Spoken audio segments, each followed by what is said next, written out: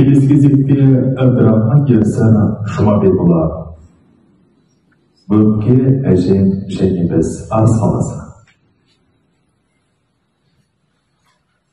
Бердос Ашабаев, Бөпке әжем және біз.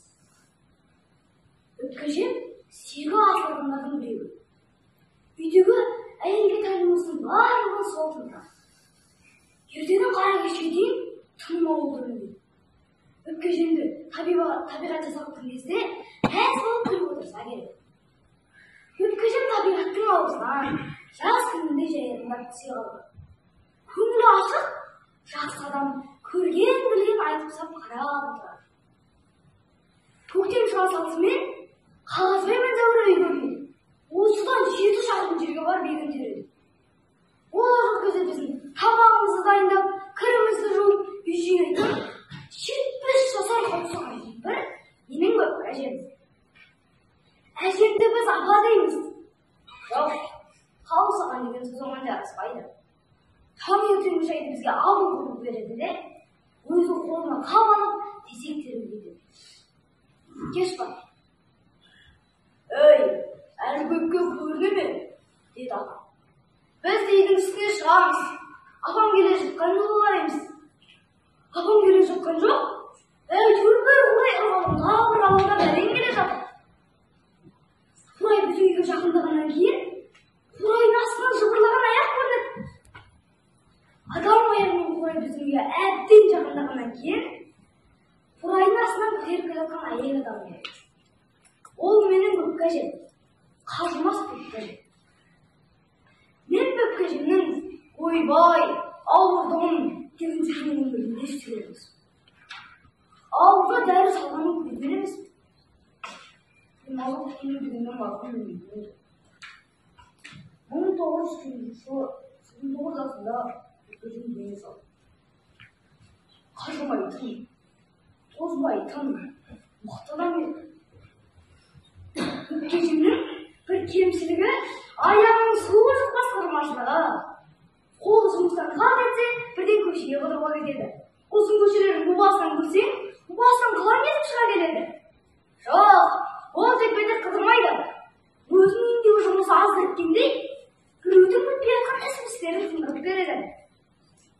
Апам бірақ жұмыс деген үйінен құруға екен. Камзолдың қалтасына нан, бауырсақ, құрттан бисап жіберетін. Оны мен жеп алатынмын, бірақ ер жеткен қасымдан оған ашына жылай. Апа, оның өзіне ел қырғансызды қашан қоясыз? Немене? Мен олардың заттарын шығып алып беріп, өздері береді. Сен алма? Немене алмайын? Менің ойым жеген Құдай өзі берді деймісің? Міне, қайықшы істеді. Кім көрінгенің жұмысын жасайды. Немене? Мен олардың қандай жұмыстарын бар деп сұраймын ба? Өздері жалынады. Бөпке жан, айналайын, мұнан істеп бере салшы дейді. Істеме, жалынбақты бөліп. Апам, ендігі әрі істеймін деді. Бірақ онысын 5 минуттан кейін ұмытып кетті. Бір күні бір үйге барып, бізге дәмді кәмпиттер әкеліп берді. Біз апамның камзолдың қалтасына қолын ыстығып, жармасып жеп алатынбыз. Сол кезде апам ашылған, ой жүгірмектер. Ел қыдырғаны сендерге жамандық етті ма? Бір-бір аушаласып алдыңдар. Қазақ дәмді тағамы кешке жеді. Нағашым кешке үйге келген кезде, дәу қорағашында су шымар қайнап жатады. Бөпке апа жасаған кеспе қалай? Айтуыр ресторандардың біреуінен де бұндай кеспе таппайсың.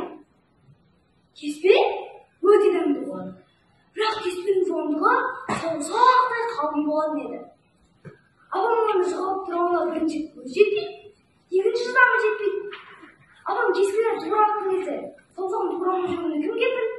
Бұл кезде қурайды ма келеді, сүйірдігін соғады. Кеспені қарнымыз айналғанша тойып аламыз. Біраз бірімізді шөлдей бастаймыз. Ал бұл үйдегі теміршілікке тұрым жоқ. Біресе біріншіміз, біресе екіншіміз, темір кружкамен іле біліп аламыз. Бөлтоған үйдің дәл жаны, су арзан.